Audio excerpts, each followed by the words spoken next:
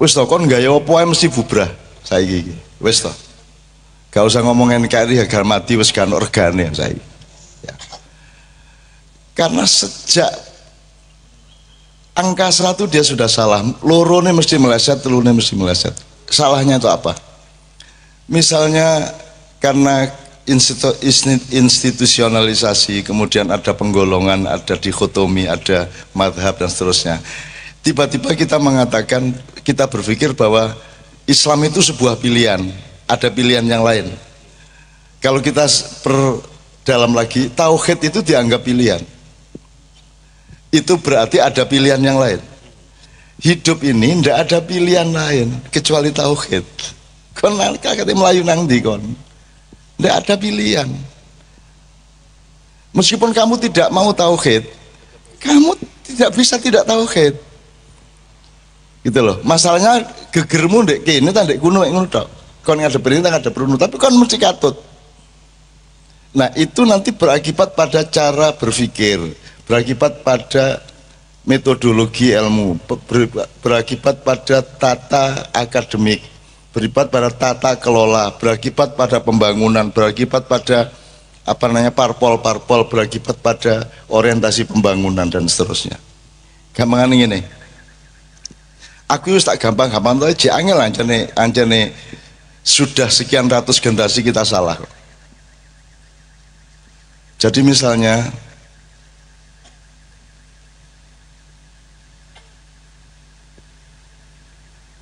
kita itu sekarang, kita ini apa? Materialisme. Terus lawannya adalah apa? Spiritualisme gitu ya. Itu kita bikin lawan. Dunia akhirat, gelap terang. Itu kan dikotomi semua. Nyun sewu ya nek tak terusno, api elek barang ku ya salah. Salah nek kon dikotomi ku salah. Kira tuh ngeluh kon muga-muga gendeng. Tak terusno iki. Gini loh.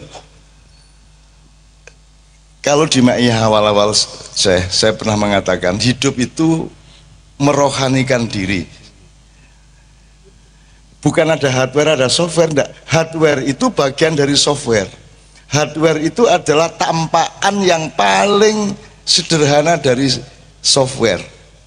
Yang disebut jasad, jasmani, jahr, ya, itu sebenarnya adalah yang terjangkau oleh yang paling sederhana dari software manusia. Misalnya panca indera. Terus kalian menyangka bahwa Quran itu mushaf itu, kalian menyangka bahwa iku gula, iku banyu, itu tampakan, bukan benar-benar banyu. Jadi misal ini, Anda punya uang 100.000,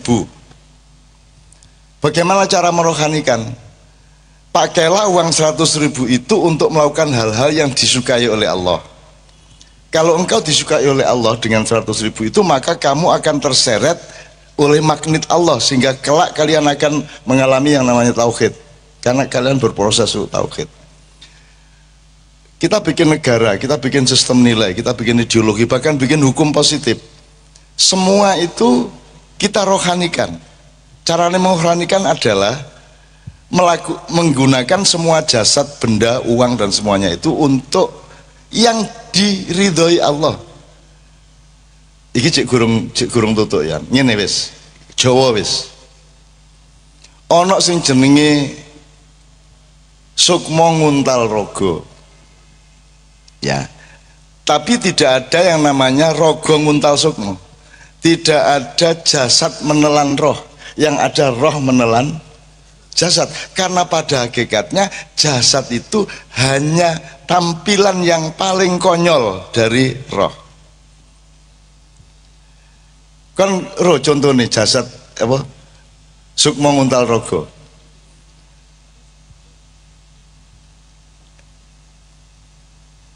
Roh contohnya Nyai Roro Kidul wis meneh wis.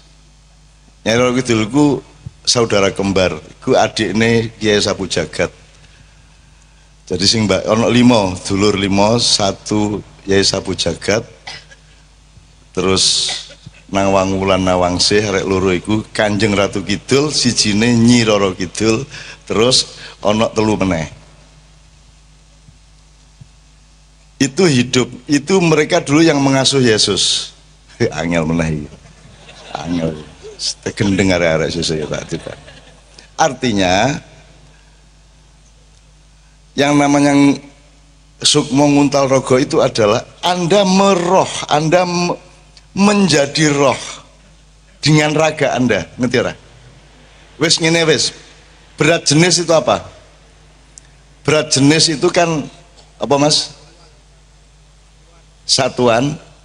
Jadi nek berat jenis itu misalnya watu, piye Mas? Jelasno nih. Minyak karo banyu. Ya.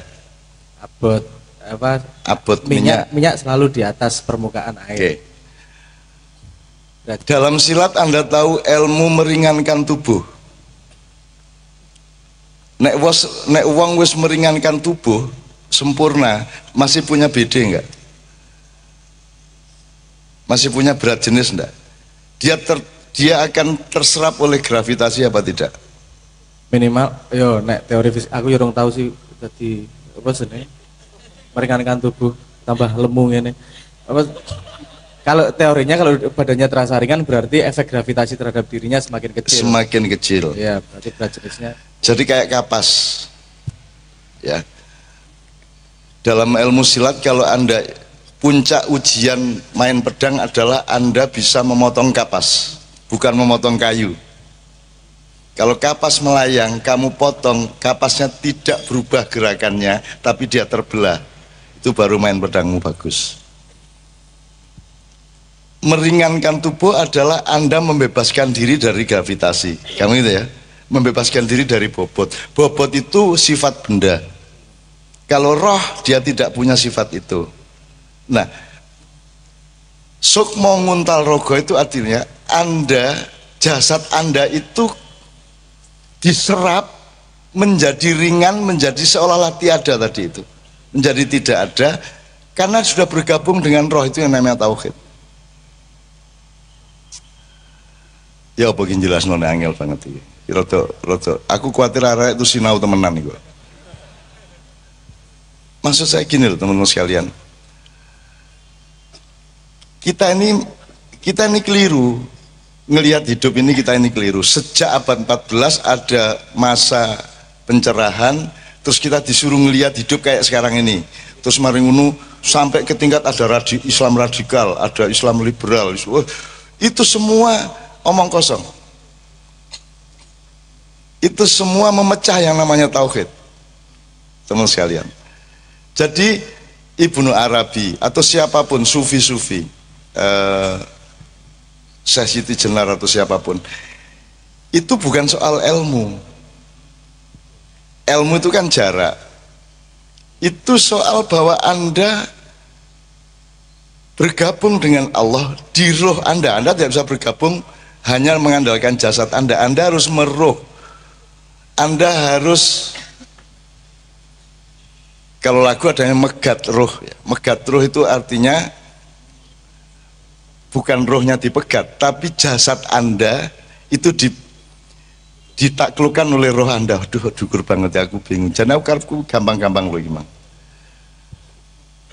Pokoknya rohanisasi lah. Rohanisasi, hidup itu rohanisasi. Semakin kamu stres karena kamu itu diberati oleh hidupmu.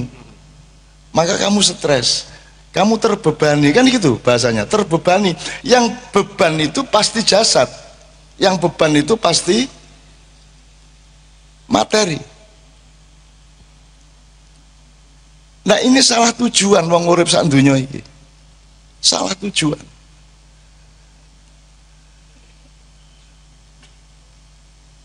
Ya apa ya? Kate tak terusno tapi tambah ngowoh ngene arek-arek.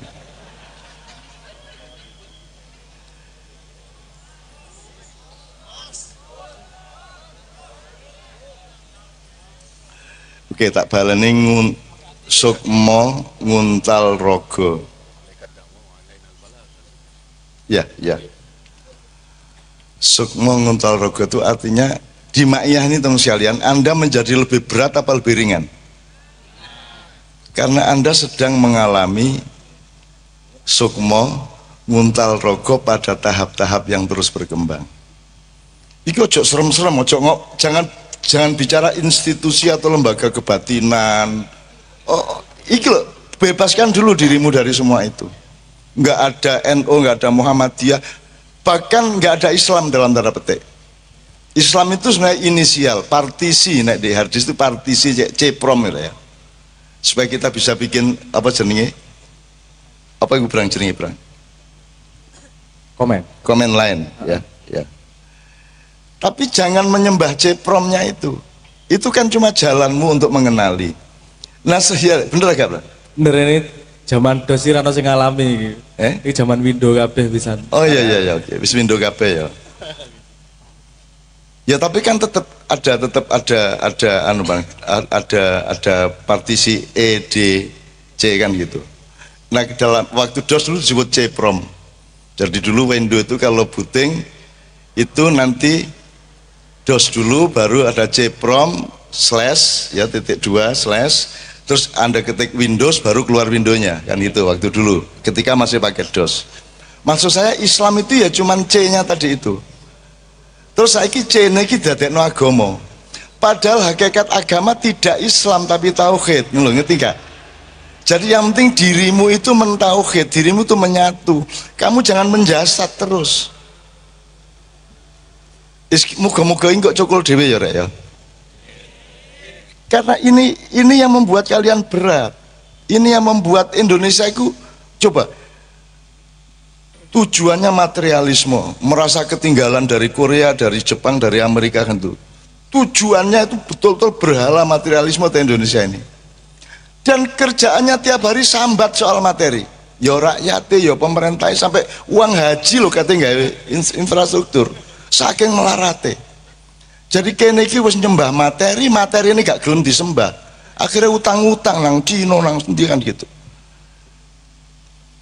Orang yang paling celaka adalah penyembah berhala yang berhalanya ndak mau disembah. Siapa ini? Nah itu Indonesia. Sampai utang berhala lah wes Mas. Gitu loh Mas. Nah berhala itu berhala itu ketika Tuhan diwujudkan secara jasad. Kan gitu kan? Kira-kira gitu ya. Padahal Tuhan itu kutub lain dari jasad. Ya, tajesid. Ya. Dan di dunia ini orang menyembah yang dia sebut Tuhan itu bisa digambar coba. Bisa digambar, bisa dipatung. Bisa dunia itu deh. Terus berharap apa sama manusia yang salah ilmu, salah pandangan, salah. Tidak bisa berharap apa-apa. Jadi kamu wa ila rabbika farghab. Kamu tidak usah nunggu negara ini merdeka untuk merdeka. Kamu tidak usah menunggu negara ini sejahtera untuk sejahtera. Kamu mencari kesejahteraanmu sendiri bersama Allah. Kan begitu. Sabrang nanti saya minta menjelaskan gini. Ada kritik kepada saya dan Mak Iya sangat bagus. Ada orang yang tidak mau ikut Mak Iya dengan alasan seperti ini. Ini sebelum Cak Fuad. Kalau Mak Iya itu grup kelompok Torikot saya ikut, jelas kalau Torikot. Tapi bukan. Oke kalau bukan Torikot, Mak Iya itu kalau dia itu gerakan sosial saya ikut. Tapi bukan gerakan sosial. Tidak ada panduan, tidak ada agenda, tidak ada tujuan, tidak ada target politik, gitu. Bukan gerakan apa-apa. Maka dia tidak menemukan ada apa. Kenapa ikut Mak Iya? Wong duduk gerakan sosial juga bukan Torikot. Kalau Torikot kan gerakan batin. Kalau gerakan sosial maksudnya gerakan fisik, teknis, kenegaraan dan seterusnya. Maka dia tidak ikut Mak Iya. Gitu. Nah, Sabrang terus menjawab, tolong Brang dikit. Soalnya gue biar jawab soalnya.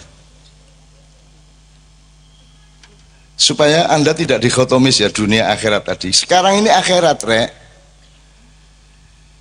Saiki iki wis akhirat. Cuma pada tahap dunia, ngerti gak? Ya gak?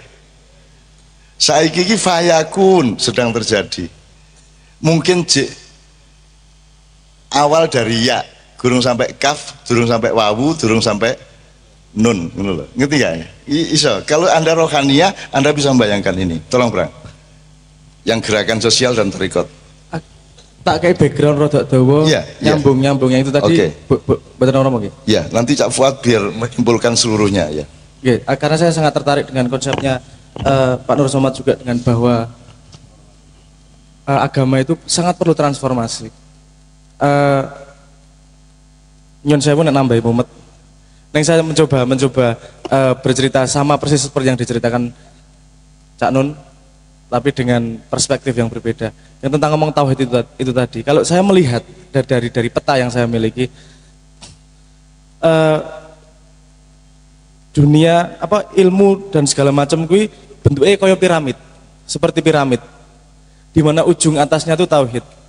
Semakin ke bawah dia punya semakin ekspresi yang berbeda-beda, punya semakin bentuk yang berbeda-beda. Semakin naik semakin hakikat, semakin menyatukan konsep-konsep yang berbeda. Saya sangat setuju dengan bahwa misalnya baik buruk rano baik buruk itu. Baik buruk itu hanya ada konsep itu ketika kita punya limitasi terhadap pengetahuan. Misalnya contohnya mata ini cah cilik, apa elek. Tak kayak contoh, mata ini cah cilik orang ono sebabnya gue ketemu mata ini cah cilik beleh jeret ngono mati apa elek. Elek tapi ono nabi sing nglakoni kuwi lho. Kita nggak bisa ngomong itu buruk karena perspektif kita tidak tahu sebuah pengetahuan di mana itu akan berakibat baik. Jadi baik buruk itu berdasarkan pada limitasi pengetahuan. Jadi limitasi pengetahuan paling dasarnya lahir dari yang namanya menurut saya itu bias manusia. Manusia itu punya bias yang sangat banyak luar biasa. Saya kasih contoh ngomong ini, di Bandem watu loro ora? Tak takon, sing neng utekmu watune gedene sepiro? Sak kepel luweh. Sing dibayangannya sak kepel sapa? Oke, sak kepel. Ana sing watune sak aku ngono. Ana sing bayangke atau watunya kecil. Nah, ketika saya ngomong di Bandem batu, ini kan ada bias nih di kepala masing-masing manusia iki. Batunya seberapa besarnya? Di Bandem jaraknya 3 kilo apa 2 cm. Nah, itu informasi yang tidak teliti tersebut itu membuat manusia punya bias terhadap informasi, dan bias itu yang membuat kita beda satu sama yang lain, dan setiap generasi itu punya bias yang berbeda-beda terhadap memahami sekitarnya karena peradabannya tumbuh sehingga biasnya berbeda. Misalnya 50 tahun yang lalu gue tak ngenekke nesu ora? Hah? Loh, gue masih ngerti bang ini apa? Saiki gue nesu tak ngenekke iki. Anda punya tahu kalau gini nih menghina dari mana? Itu bukan budaya kita. Anda mendapatkan satu bias lagi karena pengetahuan Anda melebar. Ya, paham maksud saya ya. Nah, padahal ingin sarura. Nek kita malah menghina ngene iki. Nek bagi yang wong bule, ngene iki ra menghina wong dolanan karo cah cilik, tak jike irungmu ngono ki jarene ngene iki. Jiko cah cilik nek guyon karo cah cilik. Aku jajal guyon karo cah cilik ngono dikaplok bapake. Irungmu gundulmu jarene. Nah, betapa yang kita lihat ketika peradaban berubah, bias manusia berubah. Nah, agama sangat membutuhkan transformasi karena bias manusia itu bukan informasi utamanya untuk menuju piramid yang lebih ke atas tersebut. Makanya kita perlu redefinisi terhadap bias-bias manusia. Padahal untuk tauhid, untuk mencapai ke sana kita harus menghilangkan bias manusianya. Karena bias manusia itu lahir dari badan, dari peradaban, dari wadak itu tadi. Ya, paham gak maksud saya? Ya, bias, betapa sangat berbahaya yang namanya bias. Satu kalimat itu sangat bisa membuat asumsi, bikin kita marah, begini segala macam, padahal itu bias konsep kita, bukan core informasinya. Semakin kita bisa menghilangkan bias, semakin kita bisa bersih dan semakin bisa tidak ada semakin bisa jarine Cak Nun mau meringankan tubuh. Karena tidak ada yang memberatkan adalah bias-bias itu tadi.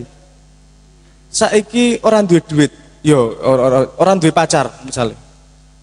Berat enggak? Yo nek kancane duwe pacar kabeh, kowe dhewe sing ra duwe pacar, rasane yo abot. Nek sak geng ra jomblo kabeh, yo enggak begitu berat karena dalam penderitaan semakin banyak teman semakin berkurang penderitaannya. Nah, kan masalahnya pada biasnya, bukan pada punya pacar atau enggaknya, kan gitu. Jadi betapa pentingnya yang namanya bias ini. Kita tidak bisa menembus apapun kalau kita masih terpengaruh oleh bias-bias. Bagaimana menghilangkan bias? Menghilangkan dulu manusianya. Konsep-konsep itu nanti dulu. Nah, ini tadi saya pengen menjawab Cak Nun ini tadi. Ma'iyah itu bukan gerakan sosial. Ma'iyah itu bukan torekot. Dia pakai kalimat itu dengan bias atau tidak? Kan dia punya konsep dalam dirinya. Ada bias dalam kepalanya bahwa gerakan sosial itu seperti ini loh. Torekot itu seperti ini loh. Dan dia kalau dalam rumusnya Pak Nur Soma, dia tidak melakukan transfer. Gini, coba kita bikin padanan. Bias itu maksudnya, misalnya kalau dalam Islam takhayul, takhayul. Jadi something, sesuatu yang dikhayalkan di sini. Meskipun diakui sebagai ilmu, terminologi tapi jangan itu khayal. Sama dengan Sabrang dulu mencontohkan, kamu kok hidungnya pesek, gitu ya. Itu kan kasusnya bukan hidungmu, kasusnya adalah pikiranmu berpendapat pesek itu elek, kan gitu. Maka kamu tersinggung ketika disebut pesek. Seandainya dulu yang ditanam itu pesek adalah cantik, Anda pasti senang. Nah, itu yang disebut bias atau khayal ya. Takhayul itu yang sesuatu yang dikhayalkan ke dalam dirinya. Itu ya satu. Untuk lebih memperjelas yang diomongkan Sabrang. Transformasi itu terus-menerus kita melakukan modifikasi ya. Kalau dalam bahasa kita kan jelas toh. Mosok pari kok kerakoti, ya ditransformasi jadi beras. Mosok beras kok kremus, ya ditransformasi menjadi sego lah ngono. Mosok sego tok, ya digawe sego kebuli, sego goreng, sego kuning ya, sego kucing ya, sego tiwul ya. Itu transformasi. Nah, teman-teman sekalian, yang disebut gerakan sosial oleh Sabrang itu kan tahap tertentu dari proses terus-menerus yang disebut transformasi ini ya. Transformasi itu dalam bahasa Islam hijrah. Ya, Ustaz ya. Hijrah hajaru. Innalladzina amanu wa hajaru wa jahadu. Ya, Pak Muzamil. Nah, ini quote Pak Muzamil ini ayatnya jelas. Tahu nggak transformasi? Dari Indonesia yang dulu belum bernama Indonesia, Pak Agus Nyoto sudah menjelaskan dari siapa yang pertama menyebut nama Indonesia itu ada sarjana Jerman sama Swedia dan seterusnya dah, lupa saya. Tapi pokoknya kita mengalami transformasi.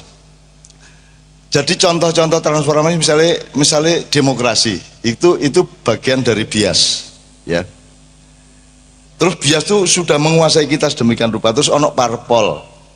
Nah, ini loh yang disebut gerakan sosial itu demokratisasi, itu gerakan sosial. Ada Gerindra, ada PDIP, itu tahap hijrah atau transformasi yang menanamkan takhayul. Muhammadiyah NU itu salah satu contoh dari tahap transformasi yang ternyata merupakan bias atau bisa menjadi takhayul. Kan gitu ya, Bang ya? Ya ta? Atau proses transformasi penting. Cuman ya, resikonya itu menjadi tahayul. Ya. Gitu, manusianya yang lemah. Nah, manusia harus transformasi karena dia tiap hari harus membebaskan diri dari ketika ide barunya tadi sudah menjadi bias. Anda harus bebas. Sekarang kita dikasih bias baru, Islam radikal, Islam Nusantara, Islam moderat. Itu bias-bias baru, takhayul-takhayul baru. Dan Anda membebaskan diri dari itu semua, betul enggak? Nah, sekarang masalahnya kalau transformasi itu bermakna perubahan, kalau perubahan kemudian bermakna solusi, betul enggak? Transformasi itu berubah dan perubahan itu produknya adalah solusi. Sekarang saya tanya, apakah parpol-parpol di Indonesia memberi solusi terhadap masalah-masalah Indonesia? Ataukah menambah masalah? Sekarang gerakan sosial yang sifatnya non politis formal, misalnya Ormas, Muhammadiyah, MTA, Persis, LDII, NU dan sebagainya. nyun sewu, menjawab masalah Indonesia enggak?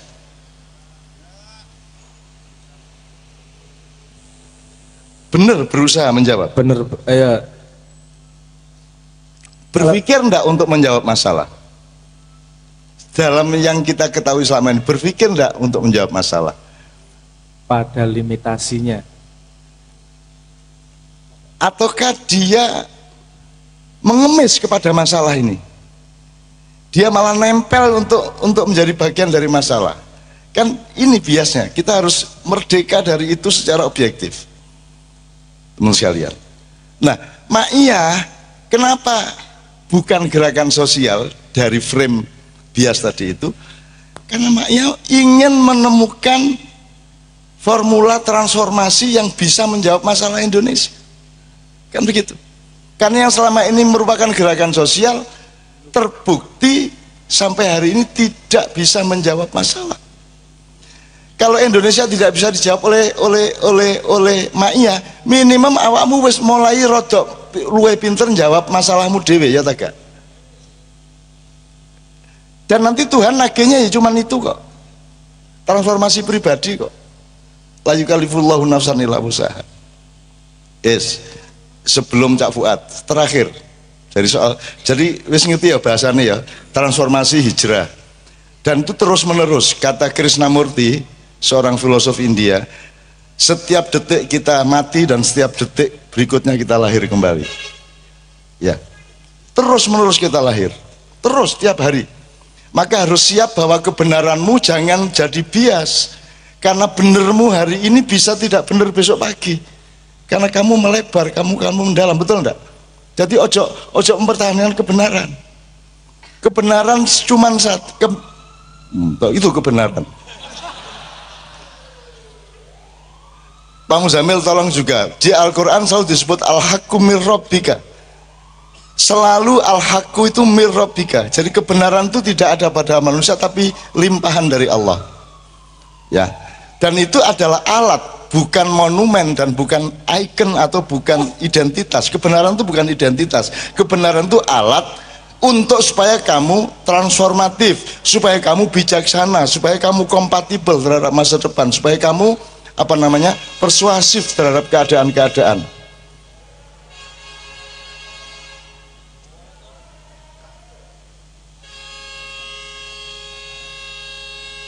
Gak apa-apa. Anda harus ini kira-kira ya. Iki kalau mau sehat supaya tidak gemuk, masih umur 39 udah gemuk karena tidak bagus. Nah, transformasi itu kemana, Ustaz? Min aina wa ila aina. Hulunya di mana, hilirnya di mana? Itu yang saya sebut rohanisasi. Tauhid itu proses transformasi supaya Anda nanti menyatu dengan Allah, sehingga Anda harus terbiasa meniadakan diri. Terbiasa, kamu jangan berhenti pada jasadmu. Mulanya aku tak buat kabeh.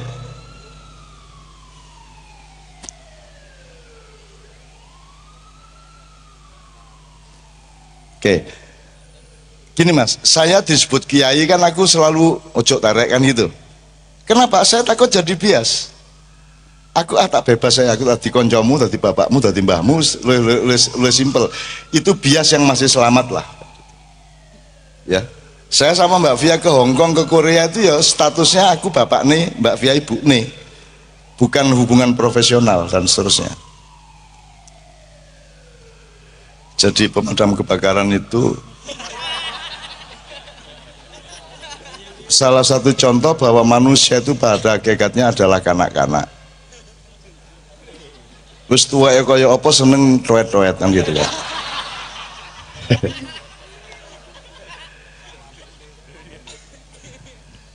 Oke. Dari mana ke mana transformasi kita langsungkan atau hijrah?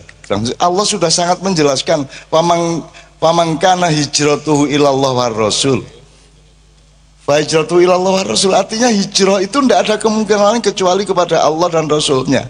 Tidak ada kemungkinan lain. Itu bukan soal pilihan. Masih kon kafir kok tutuk kuno kon. Cuman posisimu terbalik gitu toh. Tapi kon tutuk kuno. Dan tidak ada jalan lain. Nah, sekarang saya kasih contoh konkret. bahwa transformasi itu adalah dari jasadmu ini menjadi rohmu gitu loh gampangannya. Maka semua benda, semua jabatan, semua uang, semua apa yang kamu miliki itu rohanikan. Jadikan sesuatu yang kompatibel terhadap eksistensi Allah, ridho Allah. Lagi aku takonnya Pak, apal Pancasila ya? Apal Pancasila ya? Jasmani itu hardware, rohani itu software, ya. Aku njaluk Pancasila sila keberapa yang hardware? Sing di sing hardware, sing di sing materi, sing di sing jasad. 5 iku. Sing di sing benda. Yang mana yang menjelaskan dan mencita-citakan benda dari Pancasila? Yang mana yang hardware? Coba sila pertama, ketuhanannya Maha Esa, software apa hardware? Kemanusiaannya adil dan beradab, software. Persatuan Indonesia, hardware. Orangnya hardware, tapi persatuannya gini dek, gula hardware, legine iso kon delok legine, raine hardware, ayune software. Ayune gak ketok, sing ketok hardware. Makanya jangan menangkap kecantikan disangka kecantikan adalah wajah itu. Bukan, kecantikannya tidak kelihatan, dia software. Jadi persatuan Indonesia itu adalah satu sifat pada hardware, tapi sifatnya sendiri tidak kelihatan, sebagaimana sebagaimana manis pada gula, asin pada garam. Terus yang keempat, kerakyatan yang dipimpin oleh hikmah kebijaksanaan dalam perumusan dan perwakilan, hardware atau software? Hardware atau software? Itu kan sifatnya toh. Ini ada perwakilan, sifat, bukan orangnya. Jadi software toh. Dan puncak tujuan orang berpancasila adalah sila kelima, yaitu keadilan sosial bagi seluruh Indonesia. Hardware atau software?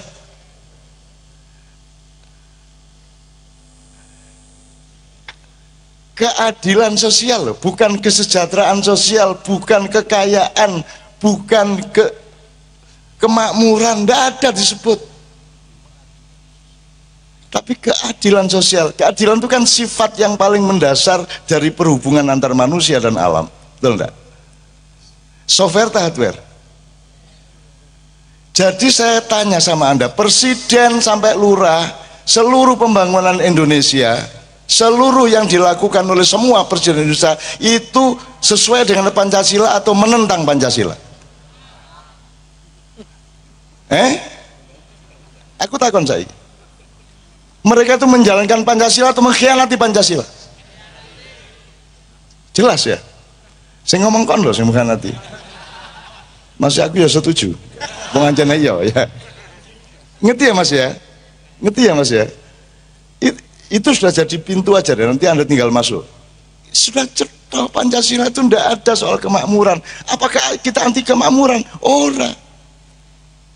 Bukan anti kemakmuran, tapi poinnya pada keadilan.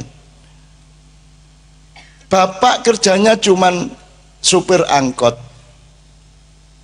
tapi punya anak 5, disa-isakno nyekolano, adil kepada anaknya. Lebih bagus mana dengan menteri atau pengusaha besar punya anak ya, tapi belum tentu adil dengan keluarganya umpamanya. Jadi yang lebih penting itu adilnya apa makmurnya kan, atau kayanya.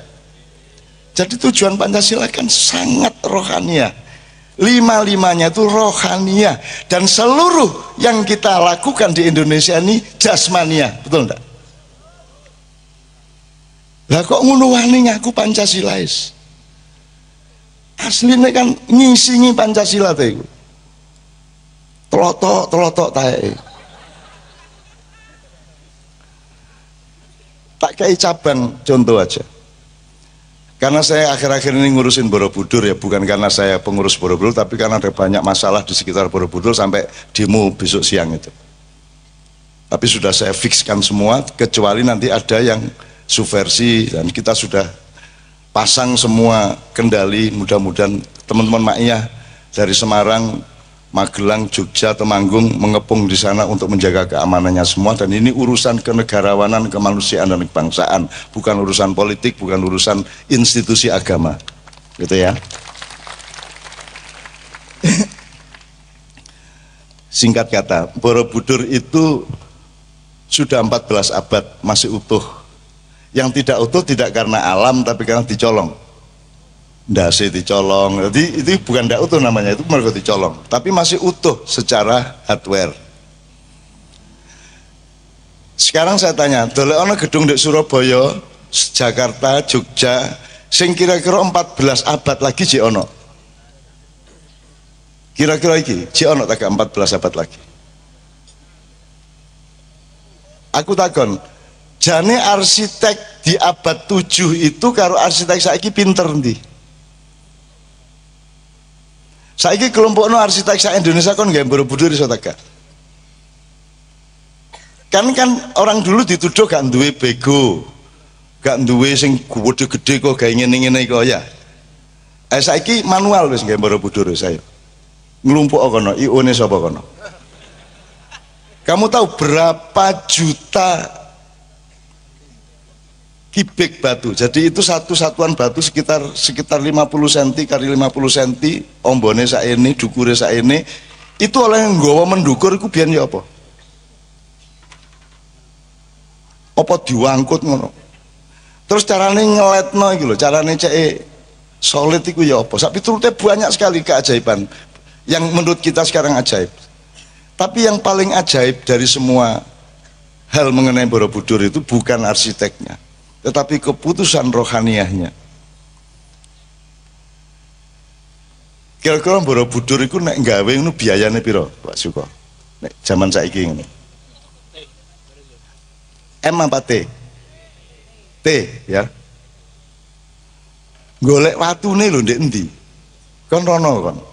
Golek watune tok lho ndek endi? Ya.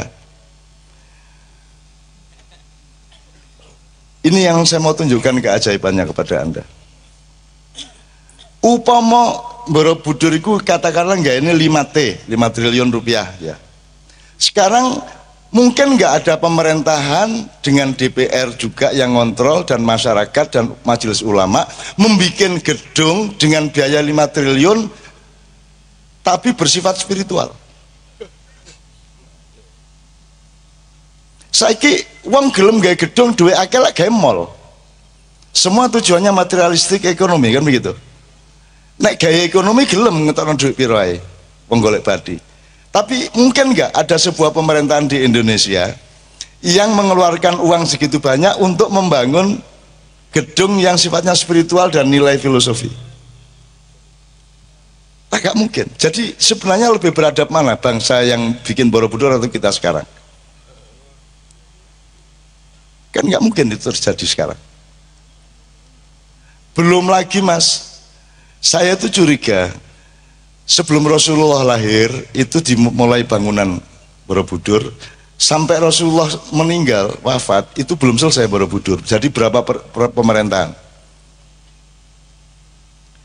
Dan konsisten 75 tahun itu, Rasulullah 64 tahun ya. 75 tahun itu pokoknya pembangunannya ngunu yang ngunu diterusno karo penerusnya. Saiki ono ngono. Ono bupati nerusno proyeknya bupati yang kemarin. Ono. Kan nggak ada. Ono Menteri Kebudayaan Nasional nerusno programnya sing tinggi. Mesti ganti-ganti. Nah iki tuh 75 tahun Borobudur. Berarti yang lebih beradab siapa, mereka apa kita? Yang lebih matang politiknya siapa, mereka apa kita? Jadi teman-teman sekalian, inti yang ingin saya katakan kepada Anda adalah Ma'iyah itu mencoba sangat berhati-hati untuk melakukan transformasi. Tujuannya adalah perohanian diri kita, kan gitu. Perohanian itu gak terus ngilang terus. Rohani itu maksudnya badanmu, uangmu, semua itu dipakai untuk melakukan sesuatu yang rohania, yang menuju ridho Allah gitu loh. Sebenarnya gampang aja. Itu loh teman-teman sekalian. Mudah-mudahan cetha ya. Dengan begitu enak. Saiki nek ana wong korupsi, Indonesia marah kenapa kok? Marah pada apanya dari orang korupsi? Mencuri uang negara, jadi kan pada uangnya tuh yang dia gelisahkan. Dia tidak menggelisahkan pencurinya, karena tidak ada konsep rohani. Kalau kita mungkin gini, ono uang kok nyolong saknone rek, ayo diselametno dengan cara ditangkap dihukum, kan gitu. Itu dalam rangka menyelamatkan. Menghukum itu kan untuk membersihkan orangnya. Tapi kalau sekarang orang korupsi yang kita eman kan barangnya duit kan gitu, bukan menungsone yang kita kasihani. Itu bedanya jasmani sama rohani, teman sekalian. Kira-kira ngono ya.